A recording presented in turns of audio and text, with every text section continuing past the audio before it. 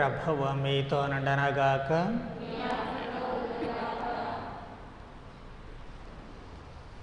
పునీత యోహాను వ్రాసిన శుభవార్తలోని భాగము.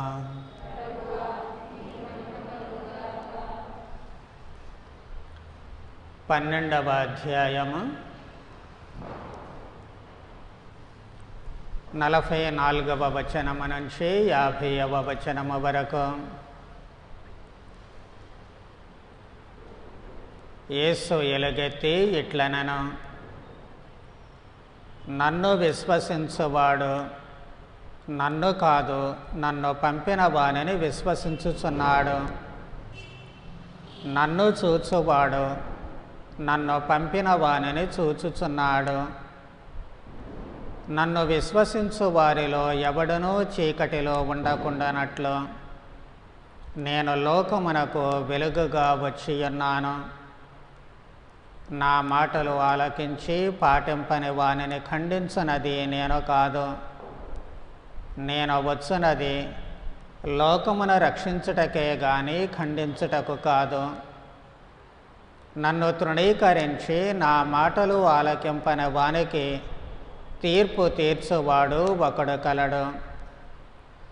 నేను పలికిన నా వాక్కే అంతిమ దినమున వానిని ఖండించను. నా అంతట నేను ఏమయో మాట్లాడను. నన్ను పంపిన తండ్రి నేను ఏమి చెప్పవలయనో ఏమి మాట్లాడవలయనో ఆజ్ఞాపించి ఉన్నాడు. ఆయన ఆజ్ఞ నిత్య జీవమని నేను ఎరుగుదను. కనుక నేను ఏది మాట్లాడిననో తండ్రి నాతో చెప్పినట్లే మాట్లాడుచున్నాను. ఇది క్రీస్తు సువిశేషము.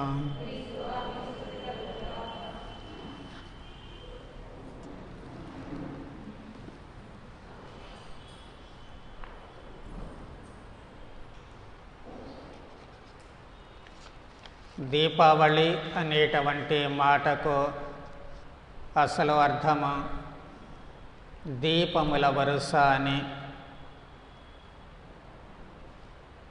ఈ దీపముల వరుస పెట్టి లేక దీపాలు వరుసగా వెలిగించి వెలుగును చుట్టూ పంచుకుంటూ ఈ పండుగ ఎందుకు జరుపుకుంటున్నారు అనేటువంటిది ఆలోచిస్తే స్పష్టమైనటువంటి అవగాహన లేకపోయినప్పటికీ కూడా రకరకాల విశ్వాసాలు మనకు ఆచారములో లేక అందుబాటులో సాంప్రదాయ సిద్ధంగా భారతదేశంలో ఉన్నాయి. ఒకటేమో నరకాసురుని వధించినటువంటి సందర్భము, దానికి గుర్తుగా ప్రజలు దీపాలు వెలిగించి సంబరాలు జరుపుకున్నారు. మరొకటి రాముడు రావణాసురుని వధించి సీతను వెనుకకు తీసుకొని వచ్చి రామరాజ్యాన్ని స్థాపించినటువంటి సందర్భము, చెడుకు గుర్తుగా ఉన్నటువంటి రావణాసురుని వధ ఇక్కడ ఆ రాజ్య ప్రజల జీవితాలలో వెలుగును నింపుతుంది. కాబట్టి వాళ్ళు దీపాలతోటే పండుగ చేసుకుంటూ ఉన్నారు. అలాగే జైనులకేమో మహావీరుడు నిర్యాణం పొందినటువంటి రోజు, అంటే భగవంతునిలో ఏకత్వాన్ని పొందినప్పుడు అన్ని రకాల సాంప్రదాయాలలో కూడా వెలుగుతోటే పోలుస్తూ ఉంటారు. ఒక వెలుగుగా మారి పరమాత్మలో కలిసిపోయినట్లు అన్ని విశ్వాసాలు నమ్ముతూ ఉంటాయి. అందుకే జైనుడు మరణించినటువంటి ఆ సందర్భాన్ని కూడా ఇటు దీపావళిగా ఒక వెలుగుగా ప్రజలు కొనియాడడం చూస్తూ ఉన్నాము. మనమేమో క్రైస్తవ సాంప్రదాయము నేనే జగతికి జ్యోతి అన్నటువంటి ప్రభువు, ప్రజలందరికీ కూడా వెలుగుగా ఉన్నటువంటి ప్రభువు, క్రీస్తే జ్యోతి అన్నటువంటి పండుగను కొనియాడుతూ ఉన్నాము. ఎవరి విశ్వాసం ఎలా ఉన్నప్పటికీ కూడా ఒకటి మాత్రము వాస్తవము. అదేమిటి అంటే ఈ రోజు నుంచి కార్తీక మాసం ప్రారంభమవుతుంది. కార్తీక మాసం ప్రారంభమయ్యేటప్పుడు వర్షాలు తగ్గుతూ ఉంటాయి. వర్షాలు లేనప్పుడు ఆకాశము నిర్మలంగా ఉంటుంది, వాతావరణము ప్రశాంతంగా ఉంటుంది. అంటే ఇప్పటి నుంచి వెన్నెల రోజులు ప్రారంభమవుతూ ఉంటాయి. ఇప్పటి వరకు ఆకాశము మేఘావృతమై ఉంటుంది కాబట్టి చీకటి రోజులు. ఇప్పటి నుంచి ఆ మేఘాలు తొలగిపోయి ప్రశాంత వాతావరణము వెన్నెల రాత్రులు ప్రారంభమవుతూ ఉంటాయి. ఇది చంద్రునికి ఆహ్వానము, ఆహ్లాదకరమైనటువంటి వాతావరణము. అందుకే కార్తీక మాసంలో అన్ని రకాల వాళ్ళు కాస్త రిలాక్స్డ్గా ఉంటారు. కాబట్టి ఈ వన సమారాధన అని, వనభోజనాలు అని రకరకాలైనటువంటి వేడుకలు చేసుకుంటూ ఉంటారు. నూతన జంటలకు కొన్ని పండుగల వేడుకలు ఏర్పాటు చేస్తూ ఉంటారు. ఒక రకంగా అందరి ఇళ్లలోనూ అన్ని రకాలుగా ఏదో ఒక వంకతో ఆనందంగా గడిపేటువంటి రోజులు ఈ కార్తీక మాస రోజులు. ప్రతి విశ్వాసానికి సంబంధించిన వాళ్ళు రకరకాల వ్రతాలని ఏవైనా సరే ఇవి కాస్త తీరికగా చేసుకోవడానికి తీరికను కల్పించేటువంటి మాసము ఈ కార్తీక మాసము. దానికి తోడు అసలైనటువంటి ప్రకృతి కారణము ఏమిటి అంటే ఈ మెట్ట పైరులన్నీ కూడా ఇప్పుడు చేతికి వస్తాయి. మెట్ట పైరులు చేతికి వచ్చిన తర్వాత మళ్ళీ వరి వేసినప్పుడు మనకు ప్రధాన పంట వరి కాబట్టి ఆ వరి వేసినప్పుడు ఇప్పటి వరకు కలుపులు తీయడం, వాటికి ఆ పనులు ఈ పనులు చేయడంతో చాలా బిజీగా ఉంటారు. ఇప్పుడేమో వరి వెన్ను విరుస్తుంది కాబట్టి ఆ పనులు కూడా పూర్తయిపోతాయి. ఇక వేచి చూడడమే తరువాయి. అందుచేత కాస్త ఖాళీగా ఉండేటువంటి రోజులో ఇందాకన్నట్లు వర్షాలు తగ్గి ఆహ్లాదకరమైన వాతావరణం ఏర్పడుతూ ఉంటుంది. వీటినన్నిటినీ పురస్కరించుకొని దీన్ని ఒక పండుగగా, వేడుకగా ఈ కార్తీక మాస ప్రారంభము చంద్రుడు వెన్నెలను తీసుకుని వస్తూ ఉన్నారు. అలాగే పంటలు చేతికొచ్చాయి. మెట్ట పైరులు, వరి కూడా వెన్ను విరిచింది కాబట్టి అక్కడ కూడా ఆశ కలుగుతూ ఉంటుంది. ఇవన్నీ కలగలిపి మనిషిలో ఆనందం నింపుతూ ఉంటుంది. అందుకే దీనిని దీపాల పండుగగా కూడా మనము కొనియాడుతూ ఉంటాము. ఇక మన వరకు వస్తే జగతికి జ్యోతిని నేనే అంటూ ఉన్నారు క్రీస్తు ప్రభువు. యోహాను గారు వ్రాసినటువంటి సువార్త ప్రారంభ వచనాల్లో కూడా ఆయన జీవమాయను, ఆ జీవము మానవులకు వెలుగాయను అని చెప్పి అంటూ ఉన్నారు. దేవుని వద్ద ఉన్నటువంటి వాక్కు, ఆయనే దేవుడు, ఆయనే మనిషి, ఆయనే జీవము, ఆ జీవము మనకు వెలుగుగా ఉంటూ ఉన్నారు అని చెబుతూ ఉన్నారు. అందుకే ప్రభువు కూడా నేనే లోకానికి వెలుగు అని చెప్పి తాను స్పష్టం చేస్తూ ఉన్నారు. మరి ప్రభువు వాస్తవానికి ఏ విధముగా వెలుగు అంటే మళ్ళీ ప్రభువు ఈనాడు చదువుకున్నటువంటి సువిశేషములు నన్ను విశ్వసించేటువంటి వాడు అంధకారములో ఉండక వెలుగును కలిగి ఉంటాడు, జీవపు వెలుగును కలిగి ఉంటాడు అని చెప్పి అంటూ ఉన్నారు. క్రీస్తే వెలుగు అని చెప్పడానికి పూర్వ నిబంధన కాలంలో కూడా ప్రవక్తలు చెప్పినటువంటి ఆ ప్రవచనాలలో మనకు అనేకమైనటువంటి ఆధారాలు, బోధనలు కనిపిస్తూ ఉన్నాయి. ఈరోజు మనము చదువుకున్నటువంటి మొదటి పఠనములో ఇజ్యాసు ప్రవక్త కూడా ఉదయించేటువంటి సూర్యుడిగా మెస్సయాను అభివర్ణిస్తూ ఉన్నారు. చీకటిలో నివసించేటువంటి ప్రజల మీద జ్యోతి ప్రకాశిస్తూ ఉంటుంది. కష్టాల్లో, బాధల్లో ఉన్నటువంటి వ్యక్తులకు ఓ ఆశాదీపము వస్తూ ఉంటుంది. అందుకోసమే ప్రభువును ఉదయించేటువంటి సూర్యుడిగా చెబుతూ ఉన్నారు. చిన్నప్ప గారు కూడా మీరు ఇదివరకు చీకటిలో ఉన్నారు, ఇప్పుడు వెలుగులోనికి వచ్చారు అని చెప్పి అంటూ ఉన్నారు. వీటినన్నిటికీ ఊతమిస్తూ అసలైనటువంటి సంఘటన క్రీస్తు జననము. క్రీస్తు ఎప్పుడు పుట్టారు? మధ్యరాత్రిలో పుట్టారు. కటిక చీకటి, చిమ్మ చీకటిలో పుడుతూ ఉన్నారు. అది కూడా ఇళ్లలో అయితే దీపాలుంటాయి, కానీ ఏ దీపమూ లేనటువంటి చోట పశువుల పాకలో ఊరి బయట పుడుతూ ఉన్నారు. మరి ఆ క్షణములో జరిగినటువంటి మహాద్భుతం ఏమిటి? ఆకాశమంతా కూడా దేదీప్యమైనటువంటి వెలుగుతో నిండిపోతూ ఉంటుంది. దేవదూతలు ఆకాశంలో ప్రత్యక్షమవుతూ ఉన్నారు. తద్వారా ఈ లోకములో ఉన్నటువంటి చీకటి పటాపంచలవుతూ ఉంటుంది. అంటే క్రీస్తు జననము ఈ లోకానికి వెలుగు తీసుకొచ్చింది అన్నటువంటి సత్యము అక్కడ బయలుపడుతూ ఉంటుంది. ఇలా అనేక విధాలుగా క్రీస్తు వెలుగు అన్నటువంటి సత్యాన్ని అనేక సంఘటనలు స్పష్టం చేస్తూ ఉన్నాయి. మరి ఈ సంఘటనలు, ఈ క్రీస్తు వెలుగు అన్నటువంటిది మన అవగాహనలోనికి వచ్చేసరికి ఏ విధముగా అది బయలుపడుతుంది అన్నటువంటిది ఓ క్షణము ఆలోచిస్తే చిన్నప్పగారు మాటలు మళ్ళీ జ్ఞాపకం చేసుకోవాలి. ఒకప్పుడు మీరు చీకట్లో ఉన్నారు, ఇప్పుడు వెలుగులో ఉన్నారు. అందుకే ప్రతి మనిషి జ్ఞానస్నానము పొందేటప్పుడు గురువు వెలుగుతూ ఉన్నటువంటి ఒత్తిని అందిస్తూ చెబుతూ ఉన్నారు, క్రీస్తు జ్యోతిని స్వీకరించమా, క్రీస్తు జ్యోతిని స్వీకరించమా.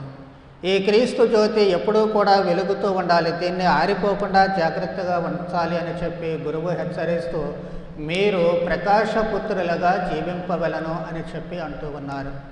క్రీస్తు వెలుగును మీరు స్వీకరిస్తూ ఉన్నారు అంటే ఆ వెలుగు మీలో ఉంటే, మీతో ఉంటే మీరు కూడా వెలుగులో ఒక వెలుగుగా ప్రకాశించాలి. అందుకే నేనే వెలుగు అన్నటువంటి ప్రభువు మీరు లోకానికి వెలుగు అని చెప్పి అంటూ ఉన్నారు.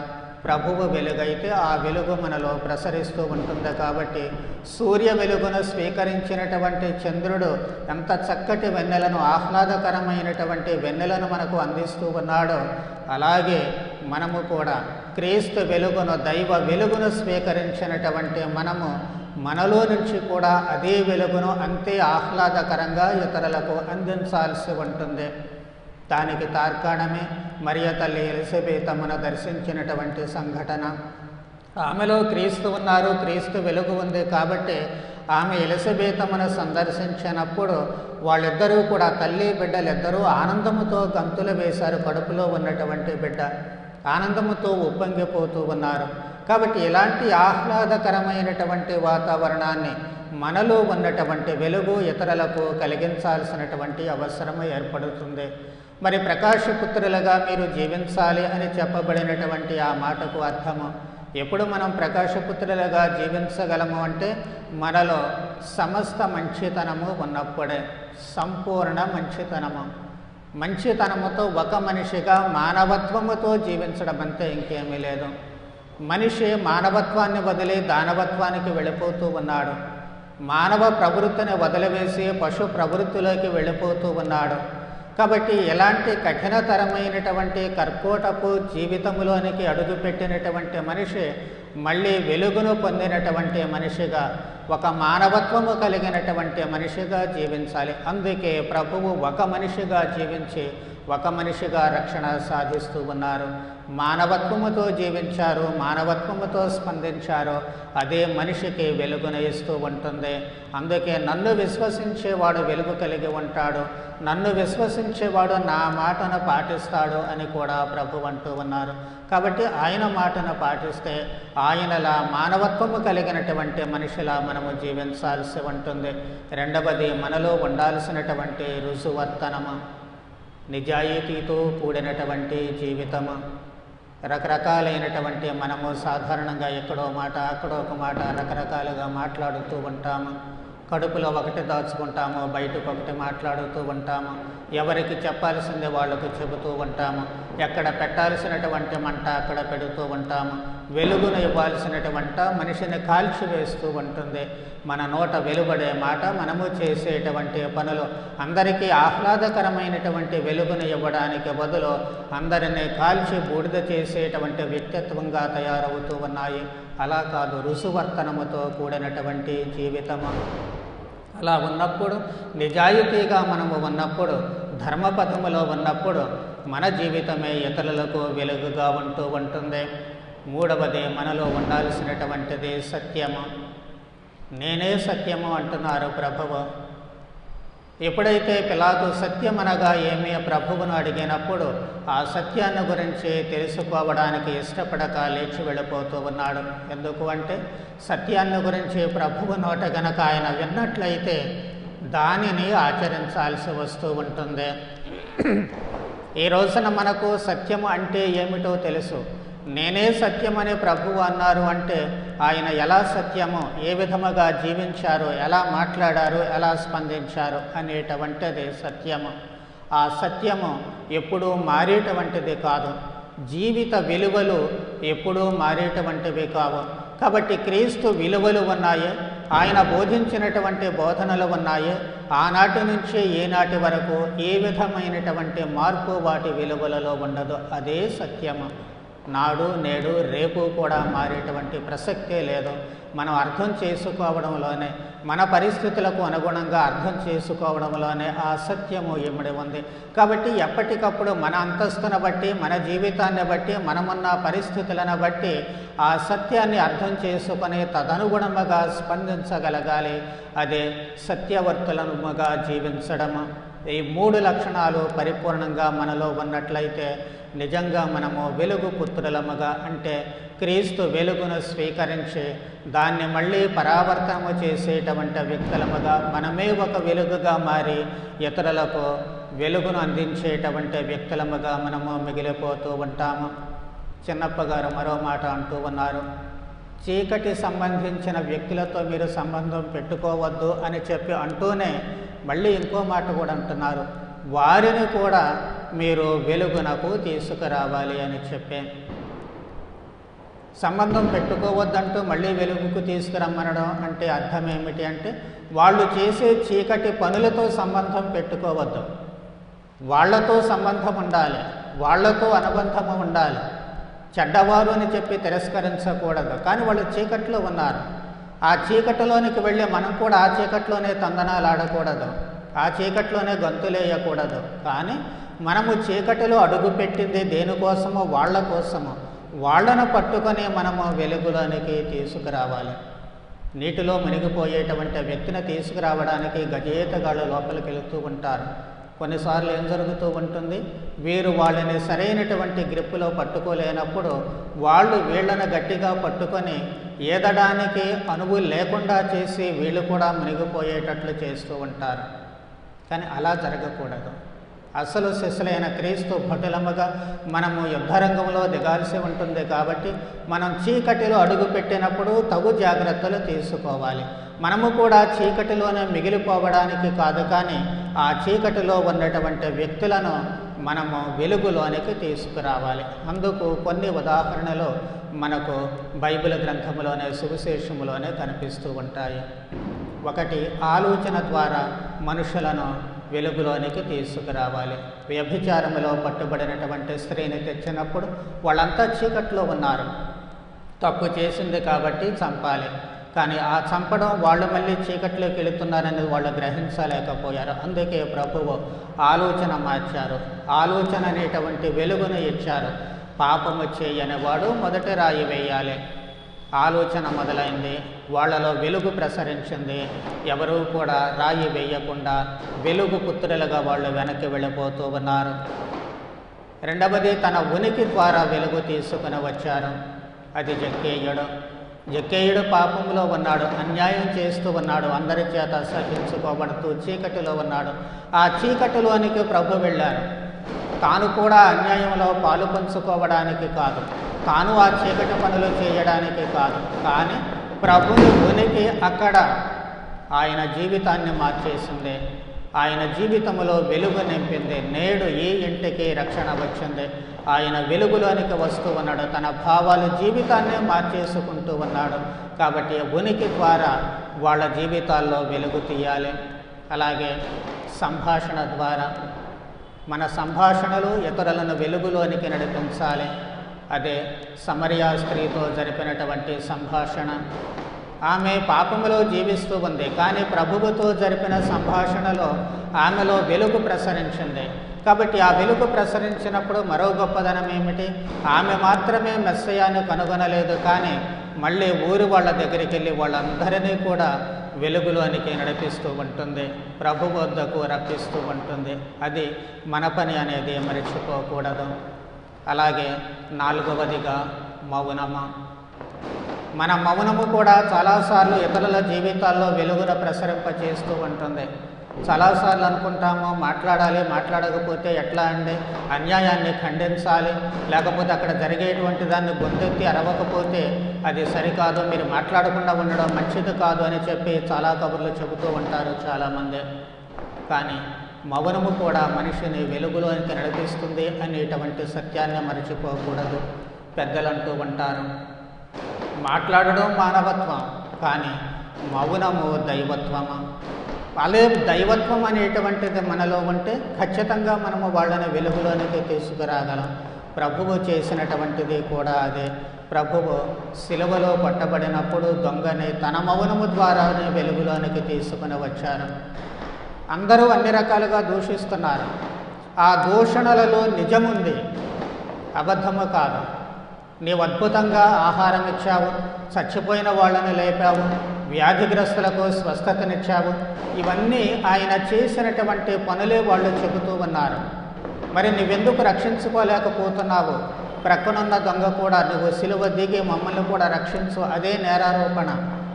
కానీ వీళ్ళందరికీ ప్రభువు ఏమన్నా సమాధానం చెప్పారంటే ఒక్క మౌనమే. మౌనం తప్ప ఇంకేం చెప్పలేదు. ఆ మౌనములో ఏముంది, ఆ మౌన అంతరార్థం ఏమిటి అని గ్రహించినటువంటి ఏకైక వ్యక్తి మరో ప్రక్క సిలువలో ఉన్నటువంటి దొంగ. ఆ మౌనాన్ని అర్థం చేసుకున్నాడు కాబట్టే ప్రభువుతో పాటు ఉండాలి. ఇన్ని గొప్ప పనులు చేసిన మనిషి ఇప్పుడు మౌనం వహిస్తున్నారు. ఈ బాధలు భరించడానికి సిద్ధపడుతూ ఉన్నారు. ఏదో ఒక అంతరార్థము ఉంటుంది. ఆ అంతరార్థం ఇప్పుడు మనకు అర్థం కాలేకపోవచ్చు, కానీ ఆయనతో ఉంటే అది మనకు అర్థమవుతూ ఉంటుంది. మన జీవితానికి పరమార్థం లభిస్తూ ఉంటుంది. ఆ వెలుగు ఆయనలో ప్రసరించింది కాబట్టే నోరు తెరిచి ప్రభు నీవెక్కడ ఉంటే నేను కూడా అక్కడ ఉండేటట్లు నీ మనసులో కాస్త చోటు ఇవ్వమని అడుగుతూ ఉన్నాడు. నన్ను జ్ఞాపకం చేసుకో, చాలంతకంటే ఎక్కువేం అవసరం లేదు. అదే ఆయన జీవితాన్ని పరమకు చేరుస్తూ ఉంటుంది, మోక్ష రాజ్యానికి చేరుస్తూ ఉంటుంది. పిలాతు దగ్గర కూడా మనం జాగ్రత్తగా గమనిస్తే అనేక ప్రశ్నలు వేశాడు ఆయన. అన్ని ప్రశ్నలకు ప్రభువు సమాధానం చెప్పలేదు, మౌనమే వహిస్తూ ఉన్నారు. ఆ మౌన భాషాన్ని గ్రహించినటువంటి పిలాతు తాను వ్రేలు పెట్టదలుచుకోలేదు. ఆయన ఈ సంఘటనల నుంచి, ఆ పరిస్థితుల నుంచి తనను తాను తప్పించుకుంటూ ఉన్నాడు. అక్కడ నుంచి నిష్క్రమిస్తూ ఉన్నాడు. ఎందుకు అంటే అంతగా మిగిలినటువంటి వాళ్ళలాగా అవగాహన లేకపోయింది, కానీ ప్రభుని మౌనము ఆయనకు ఆయన నిర్దోషి అన్నటువంటి సత్యాన్ని దృఢంగా నమ్మేటట్లు చేస్తూ ఉంటుంది. ప్రభుని మౌనము ఆయన మహనీయుడు అన్నటువంటి విషయాన్ని అర్థం చేసుకునేటట్లు చేస్తూ ఉంటుంది. కాకపోతే ప్రతిస్పందనకు చంద్రగ్రహణము ఏర్పడినట్లుగా ఆయన కూడా వెలుతురును ప్రసరించడానికి అనేక గ్రహణాలు పట్టాయి. కాబట్టి వాటిని తప్పించుకునేటువంటి శక్తి తనకు లేదు. కాబట్టి ఆయన అక్కడ వాళ్లకు లొంగిపోవలసి వస్తూ ఉంటుంది. కానీ ప్రభుని మౌనము ఆయన జీవితంలో కూడా వెలుగును ప్రసరింపచేసింది. ఈ 4 విధానాలు మనము ఆచరిస్తే ఖచ్చితంగా ఇతరుల జీవితాల్లో మనం వెలుగును నింపవచ్చు. మన మాటల ద్వారా, మన చేతుల ద్వారా, మన మౌనము ద్వారా కొన్నిసార్లు, మన సంభాషణల ద్వారా కొన్నిసార్లు, మనకు వారితో ఉండేటువంటి అనుబంధము ద్వారా కొన్నిసార్లు ఇతరుల జీవితాల్లో వెలుగును తీసుకురావాలి. అప్పుడే మీరే లోకమునకు వెలుగు అన్నటువంటి ప్రభుని మాటలకు ప్రతిరూపాలుగా మన జీవితాలు ఈ లోకములో మిగులుతూ ఉంటాయి. మీరు ప్రకాశపుత్రులుగా జీవింపవలను అన్నటువంటి క్రీస్తు ఆజ్ఞ గురువు ద్వారా మనకు ఇవ్వబడినటువంటిది మనము ఒక వెలుగుగా ఈ లోకములో మనగలము. ఆ వెలుగుగానే మనము పరలోక రాజ్యములో ప్రవేశించడానికి అవకాశము కలుగుతూ ఉంటుంది. కాబట్టి వెలుగుకు సంబంధించిన పనులు మాత్రమే చేయడానికి, మనము ఒక వెలుగుగా ఈ లోకములో అన్ని వర్గముల వారికి, అన్ని రకాలైనటువంటి ప్రజలకు మనము వెలుగుగా మిగిలిపోవడానికి, ఎవరెవరైతే చీకట్లో ఉంటారో వాళ్లను కూడా మనము వెలుగులోనికి తీసుకురావడానికి అవసరమైన వరానుగ్రహాలు దయచేయమని భక్తితో ప్రార్థన చేద్దాం. పితా పుత్ర పవిత్రాత్మ నామమున